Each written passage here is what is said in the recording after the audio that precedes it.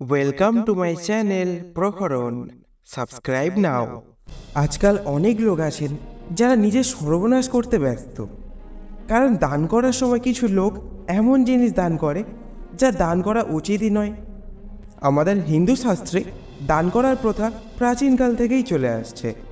দানের গুরুত্ব সম্পর্কে ধর্মীয় শাস্ত্রে বলা হয়েছে যে একজন ব্যক্তির উচিত তার সামর্থ্য এবং কষ্টার্জিত অর্থ দান করা। দান করলে মানুষের খারাপ কাজ নষ্ট হয় এবং পুণ্য বৃদ্ধি পায়। শুধু তাই নয়, দান করলে আগের জন্মের পাপও নষ্ট হয়ে যায়। এছাড়াও দান করা শুধুমাত্র দানকারীর জন্যই নয়, তার পরিবার এবং সন্তানদেরও পূর্ণ ফল দেয়। কিন্তু ভগবান শ্রীকৃষ্ণ বলেছেন এমন কিছু জিনিস রয়েছে যা যদি কেউ অন্যকে দেয় তবে সেই ব্যক্তি নিজেকে ধ্বংস করছে, তার ভাগ্য সে নিজেই নষ্ট করছে।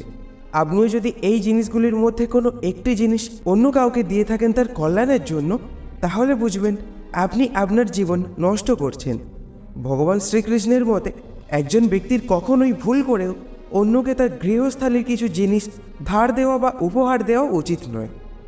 এই জিনিসগুলো অন্যকে দিলে এই জিনিসগুলির সাথে আপনার বাড়ির সুখ সমৃদ্ধিও চলে যায়, কারণ এই জিনিসগুলির সাথে আপনার বাড়ির শান্তি ও সমৃদ্ধি জড়িত।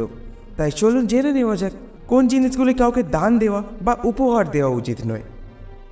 প্রথম পয়েন্ট, ঘড়ির কাজ সবাই জানে, কিন্তু কখনো কখনো মানুষ তার ব্যবহার করা ঘড়ি বিনিময় করে বা দান করে। কিন্তু মনে রাখবেন, এটা করলে আপনার সমস্যা বাড়তে পারে। অতএব আপনার ঘড়ি অন্য কাউকে পরতে দেওয়া উচিত নয়।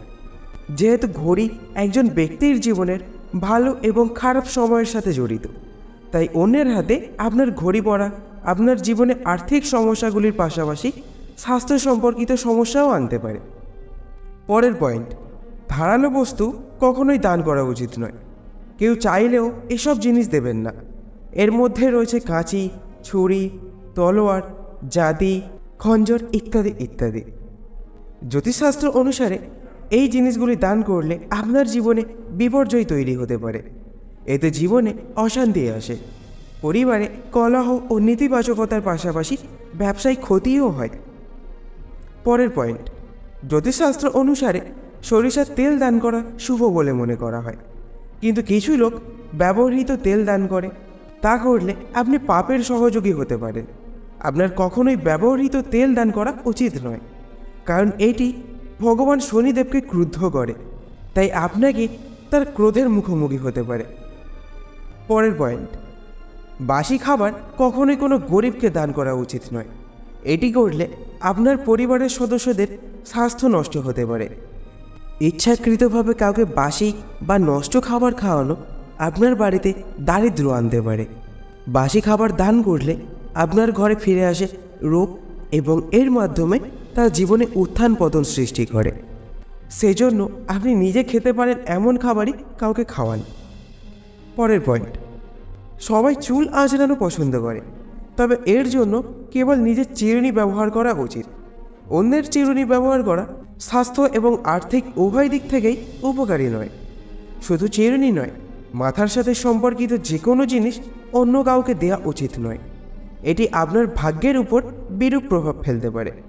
এমন পরিস্থিতিতে দান করার আগে এই বিষয়গুলোর দিকে বিশেষ নজর দেওয়া উচিত। পরের পয়েন্ট, সূর্যাস্তের পরে হলুদ দান করা উচিত নয়, বিশেষ করে বৃহস্পতিবার, কারণ হলুদকে বৃহস্পতির সাথে সম্পর্কিত বলে মনে করা হয়।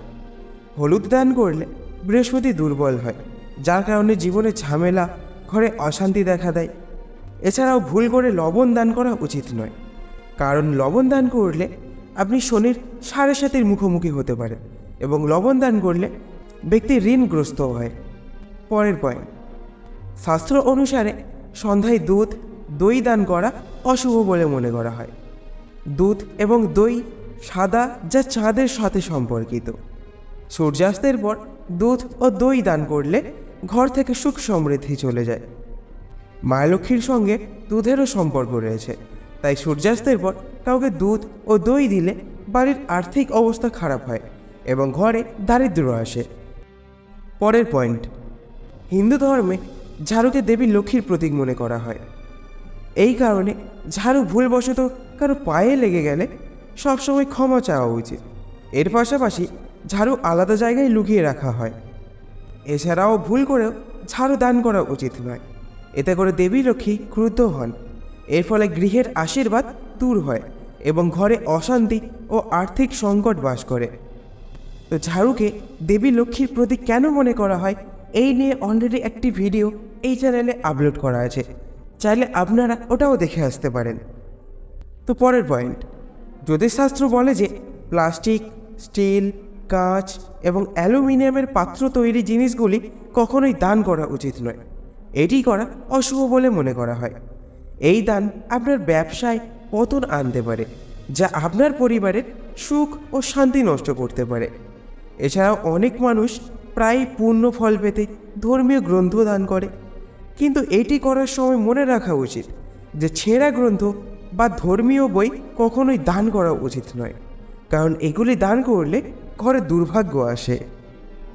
পরের পয়েন্ট, জ্যোতিষশাস্ত্র অনুসারে সূর্যাস্তের পরে কোনো ব্যক্তিকে কখনো অর্থ ধার বা দান দেওয়া উচিত নয়, কারণ সন্ধ্যায় দেবী লক্ষ্মীর আগমন হয়। সন্ধ্যায় টাকা দান করলে দেবী লক্ষ্মী ক্রুদ্ধ হয়ে চলে যান। এর কারণে ঘরে দারিদ্র্য আসতে শুরু করে এবং সম্পদের অভাব দেখা দেয়। তবে আপনি যে কোনো পণ্যের বিনিময়ে কাউকে অর্থ দিতে পারেন। এবার জেনে নেওয়া যাক দান করার সময় কোন কোন নিয়মগুলো অবশ্যই মেনে চলা উচিত। প্রথম পয়েন্ট, কষ্ঠিতে গ্রহের অশুভ পরিস্থিতিতে দান করতে নেই। কষ্ঠিতে শনি, রাহু ও চন্দ্র দুর্বল পরিস্থিতিতে থাকলে দান করা উচিত নয়। মনে করা হয় দান করলে এই 3 গ্রহই অশান্ত হয় ও অশুভ ফল প্রদান করে। তো পরের পয়েন্ট, পরিবারে কারো মৃত্যুর পর সেই ব্যক্তির জিনিস দান করে দেওয়া হয়, কিন্তু শাস্ত্র অনুযায়ী ব্যক্তির মৃত্যুর 1 বছর পর তার জিনিসগুলি দান করা উচিত। শাস্ত্র অনুযায়ী সূর্যাস্তের পর দান করা শুভ নয়। সূর্যাস্তের পর যে দান করা হয় তা অশুভ শক্তিকে উৎসর্গ করা হয়। পরের পয়েন্ট, সর্বদা অভাবীকে দান করা উচিত, তবেই পুণ্য লাভ হয়। সবসময় নিঃস্বার্থভাবে দান করা উচিত। দুঃখ বা ঘৃণার ভরে করা দান বৃথা যায়। সেই সাথে দান করুন শুধুমাত্র শ্রদ্ধা এবং সম্মানের সাথে। মাটিতে রেখে বা ছুঁড়ে কখনো কাউকে দান করবেন না, কারণ আপনি পুণ্যের প্রতিদান পাবেন না, উল্টে আপনি হয়ে যাবেন পাপের অংশীদার। তো বন্ধুরা, তথ্যটি একটুও ভালো লেগে থাকলে অবশ্যই একটা লাইক, কমেন্ট ও শেয়ার করতে ভুলবেন না, আর সাবস্ক্রাইব করে রাখবেন এমনই ভালো ভালো তথ্য সবার প্রথমে পাওয়ার জন্য। তো সম্পূর্ণ ভিডিওটা দেখার জন্য আপনাদেরকে জানাই অনেক অনেক ধন্যবাদ। ভালো থাকুন, সুস্থ থাকুন।